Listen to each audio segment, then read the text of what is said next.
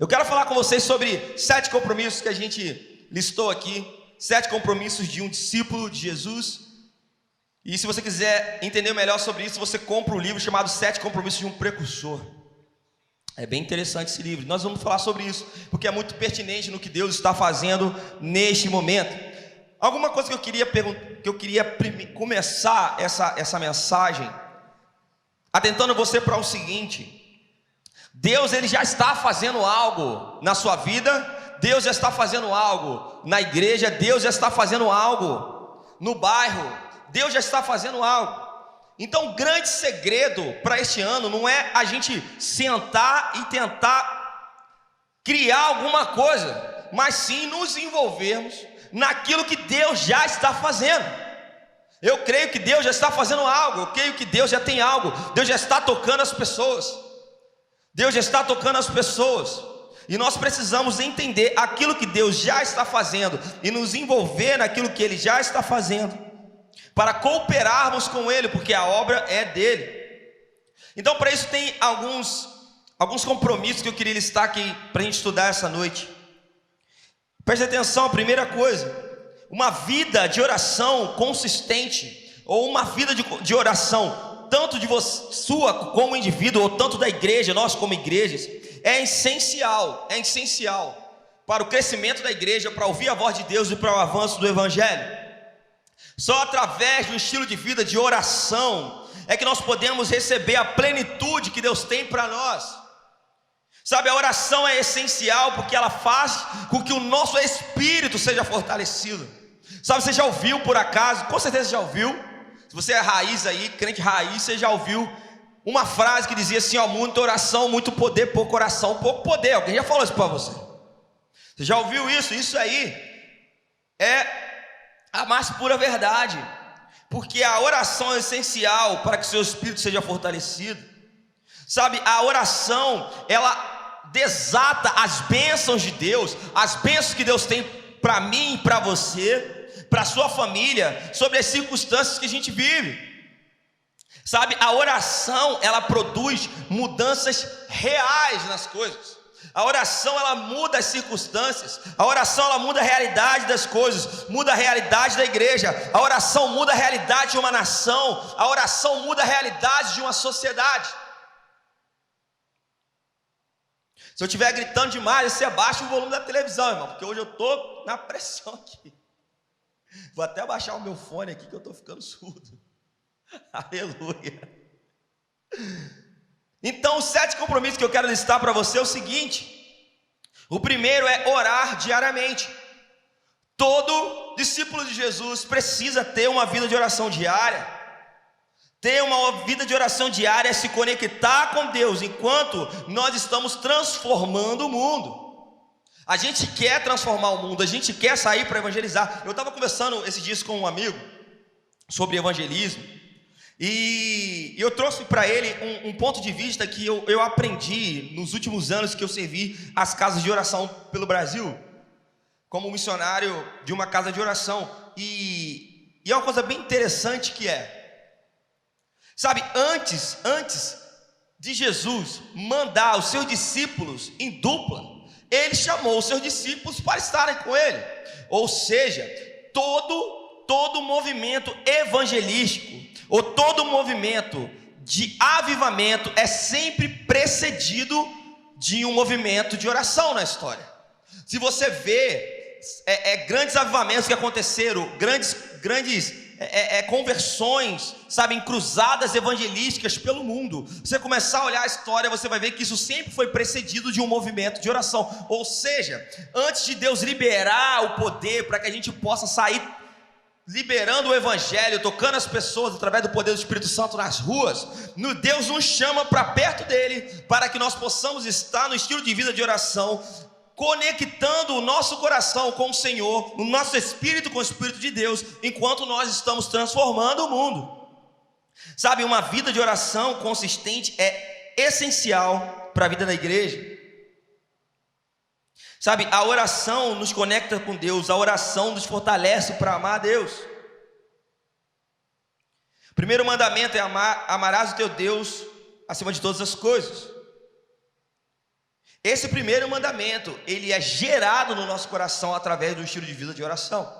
Se você não tem um estilo de vida de oração, dificilmente você vai conseguir amar a Deus acima de todas as coisas, que é o primeiro mandamento. Sabe, a oração faz que a gente possa transbordar de amor uns pelos outros.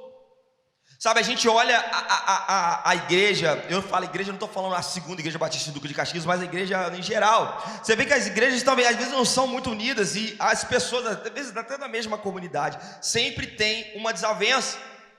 Como diz, né, o poeta Emil Sumulin, diz assim: aonde tem mais de um ser humano, tem problema. Aleluia. E é verdade, meu irmão. O ser humano ainda não deu certo na humanidade. Estamos a caminho. Por quê? Porque aonde tem mais de um ser humano tem problema. Então na igreja vai ter problema? Claro que vai ter problema na igreja. Aonde tem, então vou mudar de igreja. Vai ter problema na outra igreja também. Porque aonde tem mais de um ser humano, você tinha que escrever isso num livro, né, seu Emilson? Tem problema. Então é o seguinte: sabe o que faz a gente amar uns pelos outros, nos encher de amor uns pelos outros? A oração. A oração faz com que a gente tenha o primeiro mandamento, que é amar a Deus, e desencadeia nos outros mandamentos, amar o nosso próximo como a nós mesmos. Se você não ama, você não ora, dificilmente você vai amar mais o seu próximo.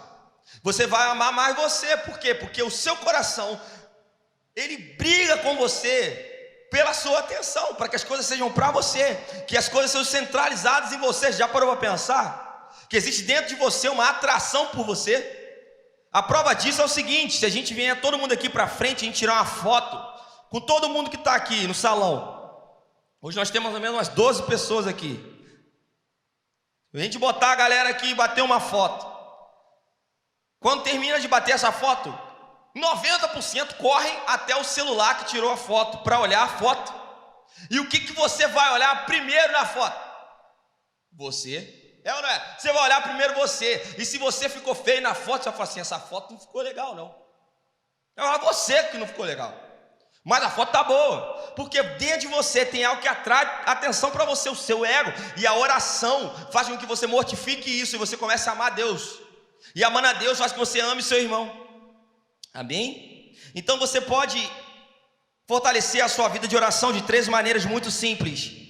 A primeira coisa, anote aí, é você estabelecer um itinerário, sabe? Um planejamento de oração. Porque em tempos que a gente não tem tempo para nada, se você não planejar orar, você não vai orar. Você precisa ser regular, faz uma lista de oração. Sabe, é ter uma perspectiva correta de quem é Deus.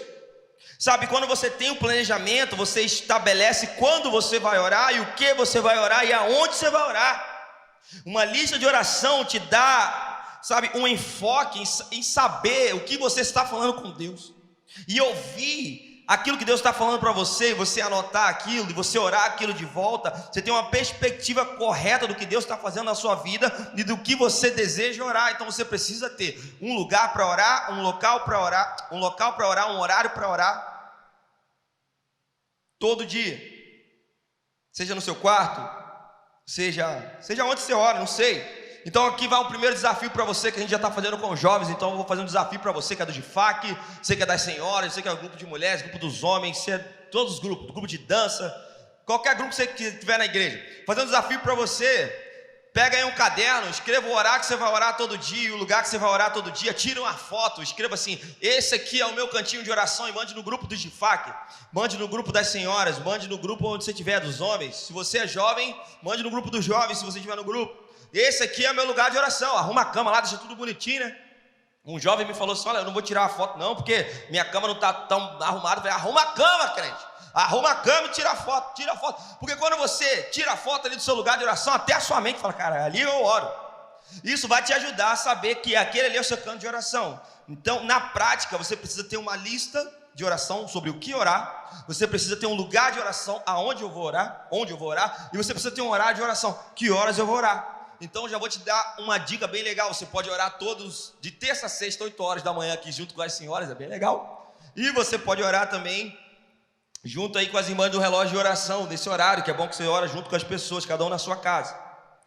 Amém? Então, orar diariamente é o primeiro compromisso. Segundo compromisso é jejuar semanalmente.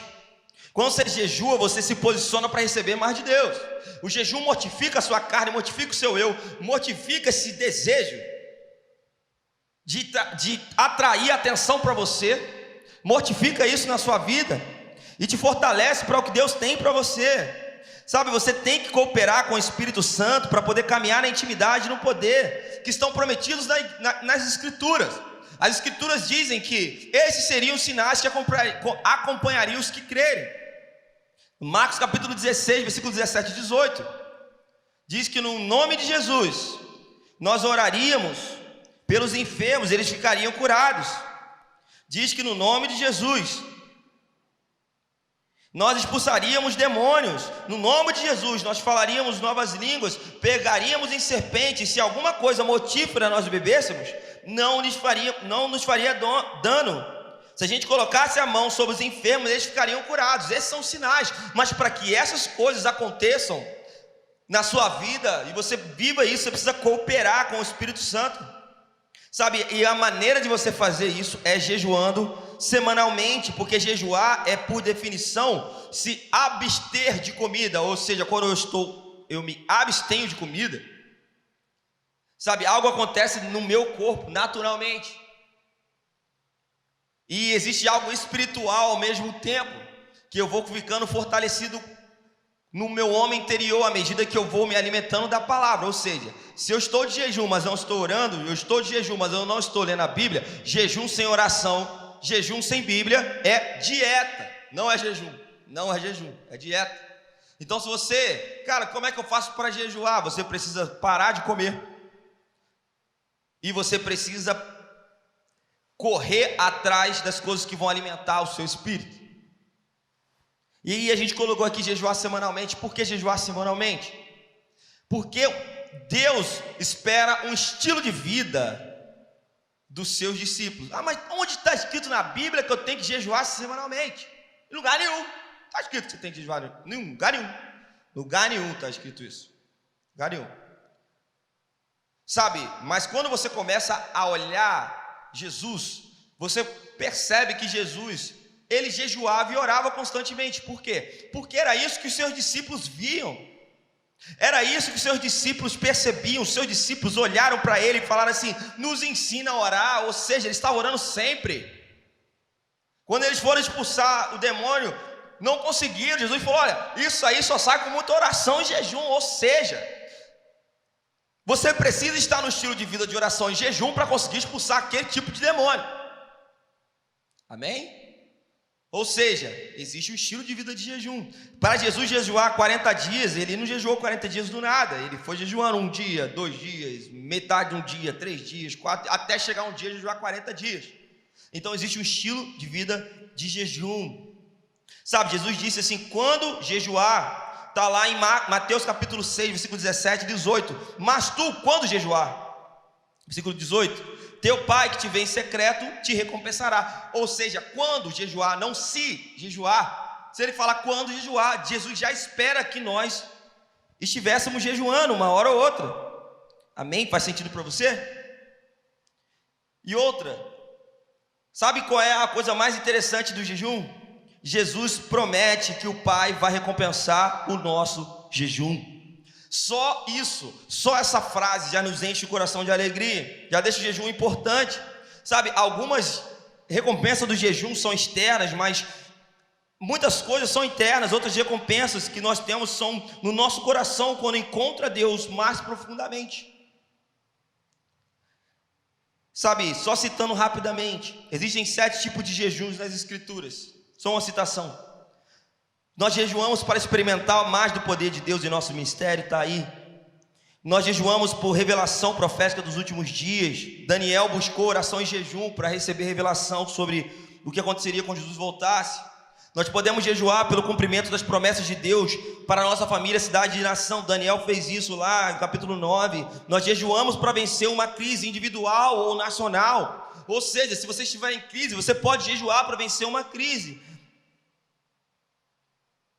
Mardoqueu e Esté convocaram um jejum para pedir misericórdia a Deus em favor do povo judeu, em Esté capítulo 4. Nós jejuamos por proteção. Sabe, Esdras capítulo 8, versículo 21 e 23. Antes que ele liderasse o grupo de volta para Israel, ele orou e jejuou a Deus pedindo proteção dos perigos que eles enfrentariam no caminho. Nós jejuamos por direção de Deus. Sabe, ao longo do Novo Testamento a igreja orou e jejuou por sabedoria e direção divina. Paulo jejuou por direção do seu ministério, Atos capítulo 13. Nós jejuamos para crescer em intimidade com Jesus, que é chamado de jejum do noivo, está lá em Mateus capítulo 9, versículo 15. Então jejuar é um catalisador ou um fator que vai acelerar para que o seu espírito se conecte com Deus e você entenda a voz de Deus e a vontade de Deus para a sua vida. Amém? O terceiro ponto: viver em santidade, fascinado pelo poder de amar a Deus. Sabe, a santidade, ela nos prepara para podermos desfrutar de uma vida junto a Deus. A gente não tem que enxergar a santidade de uma forma negativa, como se santidade fosse coisa ruim, uma coisa pesada de carregar. O chamado que Deus tem para os seus filhos é um chamado de prazeres superiores, ou seja, eu fico em santidade, eu me abstenho desses prazeres, porque estar com Deus, eu experimento de prazeres muito mais superiores. Isso tem a ver com viver em santidade. Sabe, o quarto ponto é praticar a justiça. Obras de justiça pode ser também parte, o que a gente chama de ação social aqui na igreja. Mas quando você pensa em obra de justiça, não pense somente, sabe, em você fazer uma caridade, mas obras de justiça é você fazer algo para que a justiça de Deus seja estabelecida naquela situação. Por exemplo, quando você dá algo para alguém de comer, você está fazendo com que a justiça de Deus seja estabelecida naquela situação. Aquela pessoa estava com fome, aquela pessoa estava precisando de ajuda, e você faz com que a justiça de Deus seja estabelecida na vida dela. Então esse é um compromisso muito importante, individual da igreja. Quando a gente pensa em obra de justiça, a gente geralmente pega isso e terceiriza para o CNPJ da igreja, ou seja, a igreja que tem que sair daqui para fazer ação social, quando na verdade a igreja somos nós, você igreja, CPF. Então quando você pensar em obra de justiça, você precisa trazer a obra de justiça para o CPF, não para o CNPJ, amém? Porque se você ficar só colocando para o CNPJ, as pessoas que estão próximas a você, talvez elas nunca sejam alcançadas, porque se você olhou para aquilo e Deus permitiu que você olhasse para aquilo, é porque talvez você seja a resposta da oração daquelas pessoas. Então praticar a justiça, ser zeloso por praticar obras que exaltem a Jesus, é um compromisso de um discípulo de Jesus. Quinto ponto, a gente já está terminando, é liderar com diligência. O que é isso? É tendo iniciativa para liderar outros, ou para ministrar sobre outros. E esse é o ponto que eu mais gosto. Talvez seja, sei lá, porque a minha linguagem do amor é atos de serviço. O que eu mais olho nas pessoas é isso. O quanto elas estão dispostas a servir. Essa é a minha linguagem do amor. Se você quiser, né, demonstrar que você me ama, é só você estar comigo braçal, meu irmão. Mete a mão na massa. Se você me conhece, sabe que eu não corro, não. Então, essa é a minha linguagem. Eu acho por isso que eu gosto tanto dessa parte de liderar com diligência. Sabe, você, como discípulo de Jesus, tem que tomar iniciativa para servir. Tirar as coisas do CNPJ, trazer para o CPF, meu irmão. Você tem que tomar iniciativa para servir, para apoiar, para liderar de maneiras práticas no ministério. Como, por exemplo, reuniões de oração. Isso tem acontecido aqui, eu tenho ficado muito feliz, assim, eu falei, uau, que legal. Sabe, hoje uma irmã mandou uma mensagem para minha mãe e falou assim, Semeia, essas mensagens de oração na sexta-feira tocaram o meu coração e eu quero liderar uma reunião de oração. Eu quero liderar uma reunião de oração. Olha, meu irmão, olha isso, que bênção. Liderar estudos bíblicos, liderar evangelismo, liderar discipulado de crentes mais jovens, ou seja, eu escuto muito assim na igreja, olha, a igreja não tem discipulado. Olha, eu escuto isso antes de eu sair, eu escuto isso depois que eu voltei. A igreja não tem discipulado, a igreja não tem discipulado. Meu irmão, se você está sentindo falta de discipulado, olha uma coisa bem interessante. Primeira coisa, Deus abriu seus olhos para você ver que está faltando naquela área. Amém? E eu vou te fazer uma pergunta: quem é a pessoa que vai se engajar em discipular todo mundo? Você. Olha, mas a igreja faz tal coisa, mas a igreja não alcança as pessoas do bairro seguinte. A igreja só alcança as pessoas lá do bairro, não sei da onde. Não. Sabe por que? Se você está preocupado com as pessoas do bairro seguinte, que bênção! Deus abriu os seus olhos pelas pessoas do bairro seguinte. Quem é que vai lá? Você. Porque isso é liderar com diligência. Se todos nós tivéssemos o espírito de trabalharmos juntos para a causa de Deus, entendendo que aquilo que nós começamos a enxergar como lacunas ou faltas ou coisas que a igreja poderia melhorar, são coisas que Deus está abrindo nossos olhos para que a gente possa liderar aquilo ali. Nossos problemas iam acabar. Primeiro que ia ter pouca gente criticando e mais gente ajudando. E você vê que o reino de Deus é assim, é serviço. Você precisa trabalhar, você precisa orar, você precisa botar a mão na massa, você precisa fazer as ações e tirar um pouco as coisas do CNPJ, trazer para o CPF. Não sei se faz sentido para a sua vida. Se estiver fazendo sentido na sua vida, diga um amém aí. Aonde está isso, Júnior? Romanos capítulo 12, versículos 6 e 8 diz assim: temos diferentes dons, de acordo com a graça que nos foi dada. Se alguém tem um dom de profetizar, use-o na proporção da sua fé. Se é de liderar, que faça com diligência. Ah, mas assim, mas ele está dizendo que é o cara que tem o dom de liderar, o dom de liderar. Beleza. Ah, Júnior, eu não tenho dom de liderar. Tudo bem. Você não precisa liderar as coisas. Você pode apoiar as coisas. Às vezes você não tem a capacidade de liderar uma coisa, mas sabe, às vezes você não tem a capacidade assim ou não tem o jeito de liderar um evangelismo, ou de liderar, sabe, uma ação social, ou de liderar uma reunião de oração ou um discipulado, mas só o fato de você querer participar, você já vai estar ajudando, cooperando e encorajando outros irmãos a fazer isso com você, meu irmão. Isso aí é uma bênção. É uma bênção. Então você não precisa liderar, mas você precisa vestir a camisa. Amém? Se você está sentindo falta de tal coisa na igreja, pense, se lembre do que eu vou te falar. Deus está abrindo seus olhos para você ver que está faltando aquilo. Por quê? Porque quem vai ser o fator para consertar e trazer justiça sobre aquilo que você está vendo que está faltando? Você mesmo, irmão. Você mesmo. 6, que é o penúltimo, que é dar com generosidade. Isso é uma coisa que é um compromisso de todo discípulo de Jesus, e eu quero dar um testemunho aqui para vocês, dizendo que, meu irmão, eu nunca vi tanta gente generosa como aqui nessa igreja aqui. Meus irmãos, vocês estão de parabéns. Os irmãos são muito generosos. Os irmãos aqui são muito generosos, muito generosos, muito generosos. A gente começou a fazer um trabalho aqui de as lives, né? E era salve-se quem puder, a internet caía, era terrível. Com um celularzinho, com esse meu celular aqui, a gente fazia live, era aquilo, meu irmão. E de repente a gente falou assim: a gente precisa de um computador, porque está dando tudo errado aqui. O que aconteceu? Um irmão se levantou da igreja e deu um computador para a gente fazer as lives. Um irmão se levantou da igreja e traz o lanche aqui toda sexta-feira para nós. Sabe, a gente precisa fazer as coisas no CIB Kids. Os irmãos se levantam e ligam para a Semeia sem parar. Olha, a Semeia, você está precisando de quanto? Você está precisando de quanto? Isso aí, meus irmãos, eu quero parabenizar vocês aqui em rede nacional. Pode nacional, olha, eu estou olhando muito grande, né?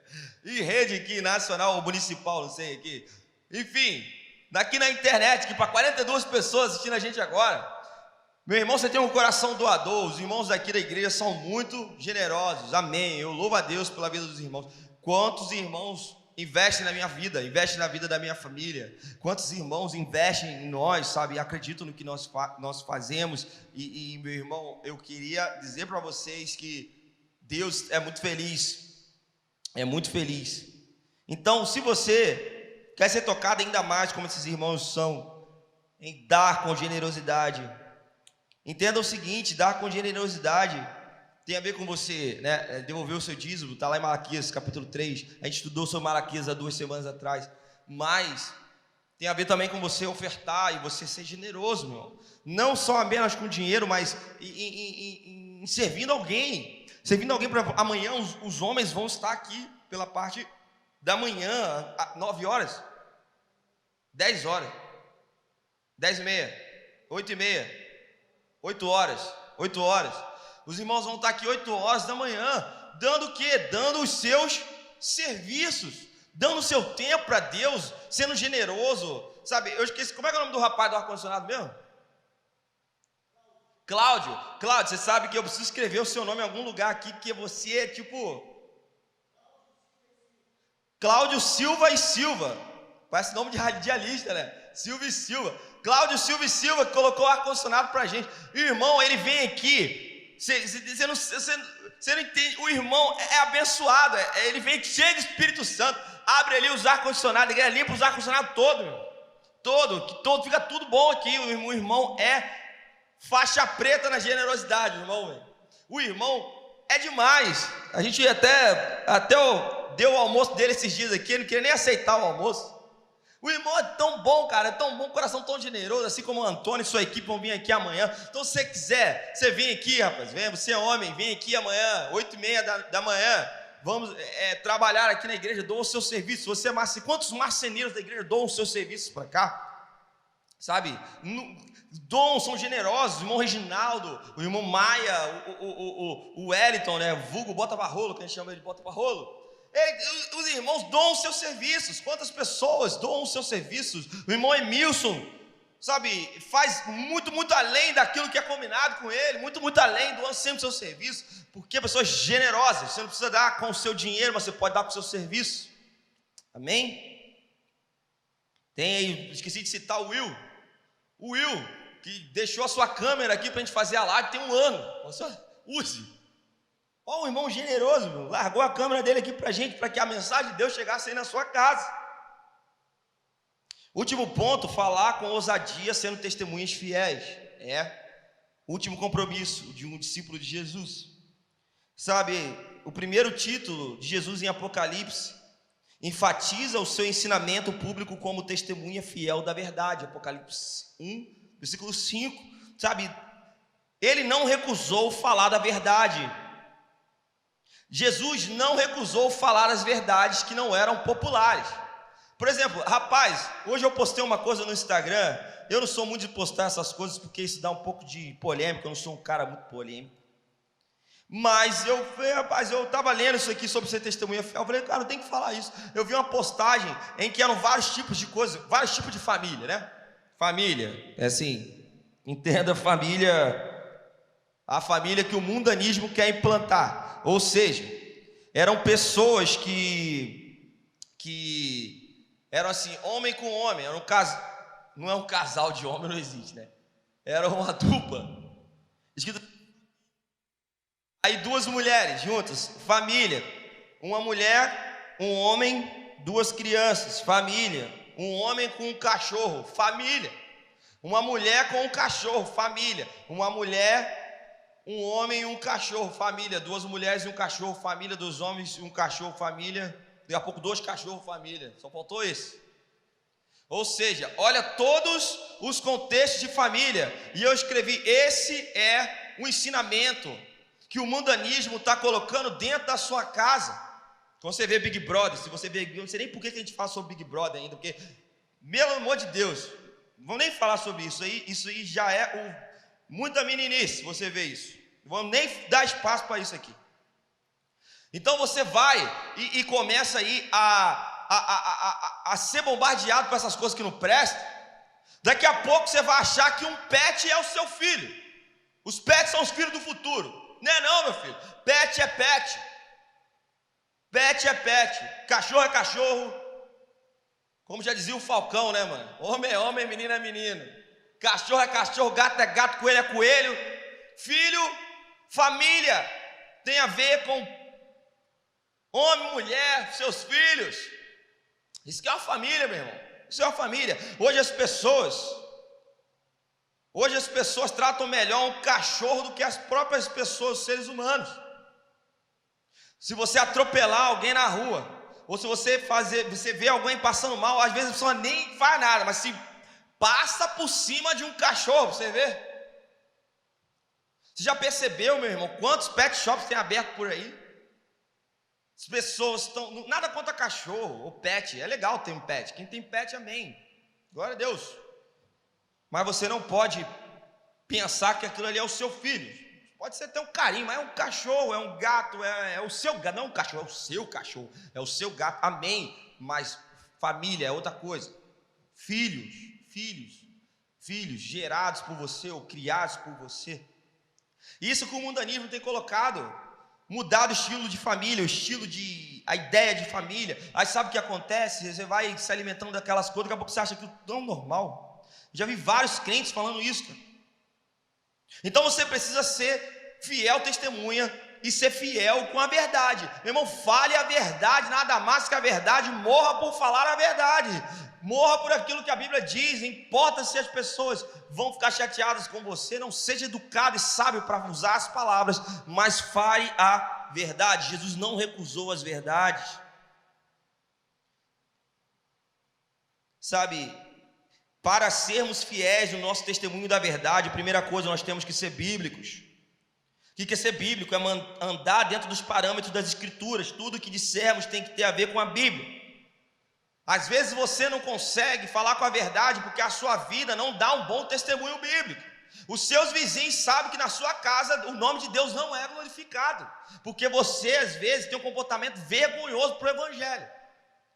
Então como é que você quer falar sobre a verdade se não tem nem moral dentro da tua casa, nem com seus vizinhos para falar sobre a verdade? Primeiro você tem que se converter, se convencer, não sei o que você tem que fazer, mas você tem que ser bíblico, sabe? Bíblico, andar dentro dos parâmetros das Escrituras. Isso vai te dar autoridade para falar a verdade. Outra coisa, precisa ser claro, falar de maneira direta é aquilo que precisa. Eu sei que é legal a gente dar voltas e voltas para não machucar os irmãos, mas tem irmãos que você precisa sentar com o irmão e falar assim: irmão, pelo amor de Deus, o que você está fazendo não é bíblico, não é certo, está errado.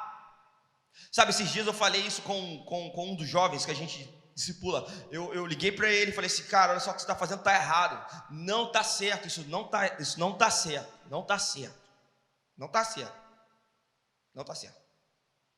Aí eu já esperei, o cara vai mandar uma mensagem, né, falando sobre os seus direitos, né, uma coisa assim. Sabe o que ele falou? Ele falou assim: cara, muito obrigado, eu preciso de pessoas que possam me falar isso. As pessoas gostam de ser corrigidas, irmão.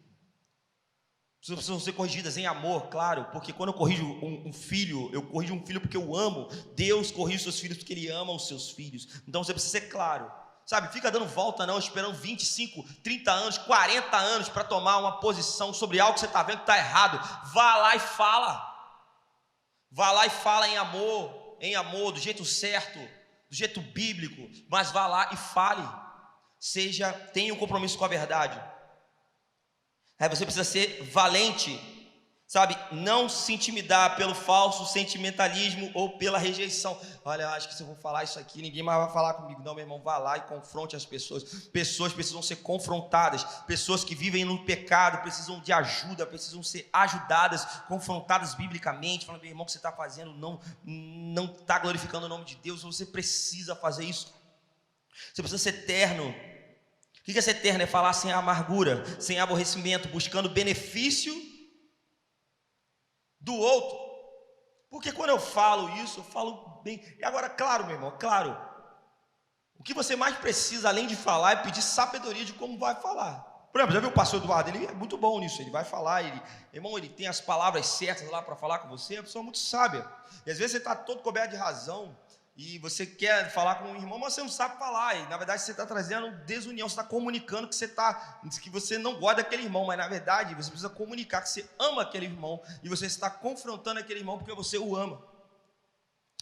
Última coisa, para a gente terminar, você precisa ser humilde. Falar a verdade tem a ver com ser humilde, não ser influenciado por uma agenda pessoal, ou para ganhar algum argumento. Seja humilde, meu irmão, seja humilde.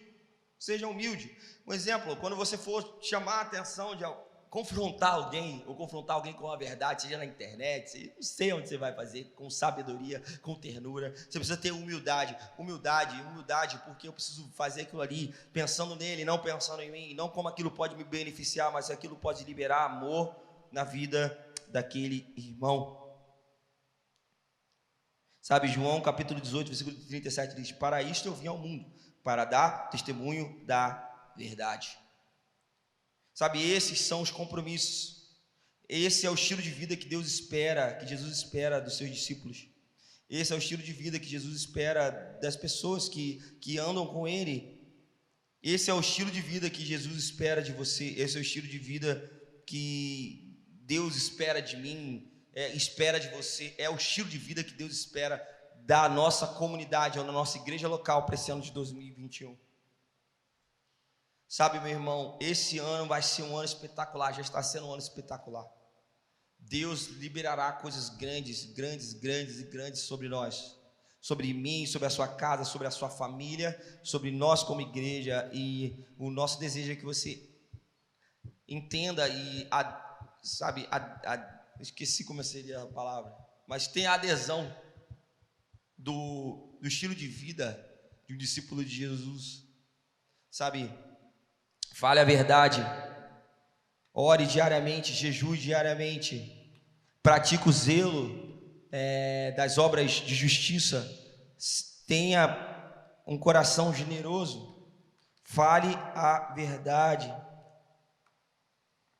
lidere com diligência, viva em santidade. É isso que Deus espera de nós. Feche seus olhos.